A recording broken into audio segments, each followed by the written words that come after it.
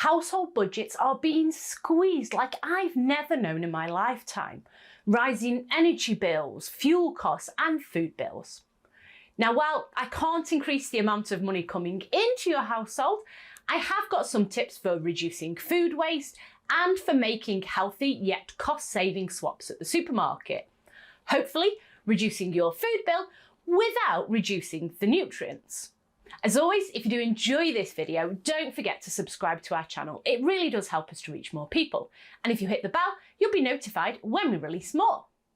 Tip number 1 is to meal plan. Plan what you're going to eat for each meal for the week.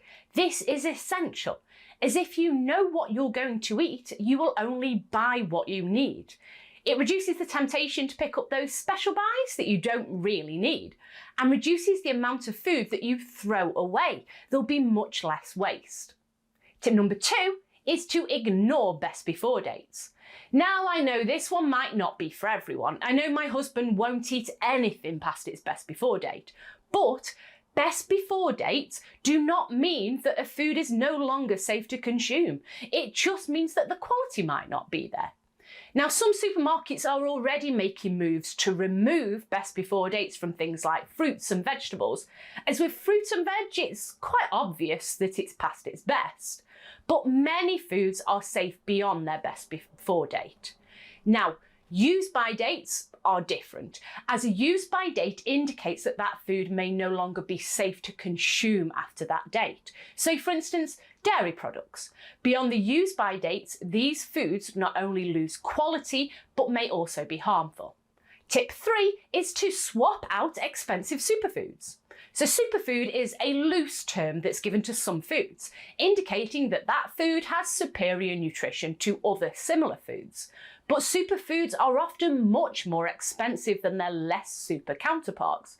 And if we're honest, quite often the nutrient differences are negligible.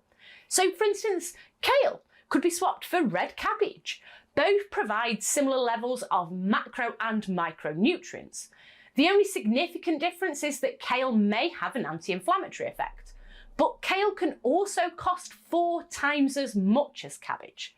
Similarly, pomegranates are touted as a superfood because of their heart protecting properties, but the humble tomato is also a great heart protector and much cheaper. Tip 4 is to buy frozen fruits and vegetables. Frozen fruit and veg are much cheaper than their fresh counterparts, and they can be stored for much longer. So they make great financial sense. But frozen fruit and veg may also contain more vitamins than fresh alternatives. The moment a fruit or vegetable is picked, it begins to lose some vitamins. Freezing stops nutrient loss immediately. Tip 5 is to make more with beans. Both beans and lentils are nutrient dense and low cost. Now, I am vegan, so maybe I do have a hidden agenda, but lentils are cheaper than meat, fish and dairy, yet still provide protein and minerals. Now, if you're not ready to ditch meat just yet, then try mixing beans or lentils with your animal protein. So for instance, you could add a couple of cups of cooked lentils into a cottage pie. This will bulk it out without adding much cost. Tip 6 is to buy seasonal produce. In the UK, we're not fortunate enough to be able to grow all types of fruits and vegetables all throughout the year. So outside of a plant's natural harvesting season, they'll be much more expensive to buy. So the price of strawberries, for instance, will increase by at least 50% once the growing season is over. Choosing fresh produce that's in season will save on your food bill overall.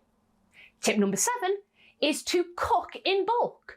So whenever I make anything like a sauce or a pie, I will always make twice as much as I need and freeze half of it.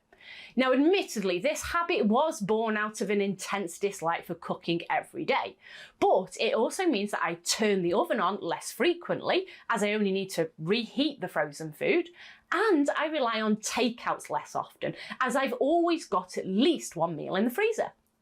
Soups, stews and pies are all ideal for freezing. And while we're talking about that, tip 8 is to freeze leftovers. Got too much bread? Freeze it. Made too much soup? Freeze it. Most foods can be frozen, although the quality may be impaired. But freezing foods is one of the best ways of preserving food and maintaining the nutrients. You can even freeze nuts and seeds. Just be sure that you wrap any food up well before putting it in the freezer and label it with the date that it was frozen. Tip 9 is to utilise your microwave. Now, microwaves have had a bad rap in the past, but no more. Microwaves use much less power than ovens, immediately a cost saving, but they might also be healthier. Because microwaves cook food quicker, fewer nutrients are lost during the cooking process. Admittedly, food doesn't always taste as nice when it's microwaved, but it is a cheaper way of cooking food and it may be more nutritious. And tip number 10 is to sign up to a food waste app. It is estimated that 40% of the food that is brought in the UK gets thrown away. That's a staggering amount of food, but there are apps that are working to reduce this. A disclaimer, I am not affiliated with any of the apps that I'm about to mention, and there are plenty of other apps out there. These are just two that I happen to use. So the first one is OLIO. This one's a community-based app where individuals upload unwanted food. So it might be an open packet of something that you didn't really like, or something you found at the back of the cupboard that's about to go out of date. You upload that food, and if someone wants it, they request it and take it off your hands. The second app I use a lot is Too Good To Go. On this app, businesses such as cafes, supermarkets and restaurants sell magic bags full of food that they couldn't sell during the day's trading and food that was going to end up in a bin. Now, the quality and the variety of the food in these bags can vary, but the food is all safe to be consumed, and it's a really fun way of trying something that you might never have had before. While these 10 tips can help you to eat well while managing your budget, I am aware that food poverty is very real, and around 2 million adults in the UK can't afford to eat daily. There are services that can help, and in the description under this video I will link various charities and organisations that can help if you need it. And if you've got any tips for eating healthily on a budget, then let us know in the comments under the video. As always, if you did enjoy this video, don't forget to subscribe to our channel. It does help us to reach more people. And if you hit the bell, you'll be notified when we release more.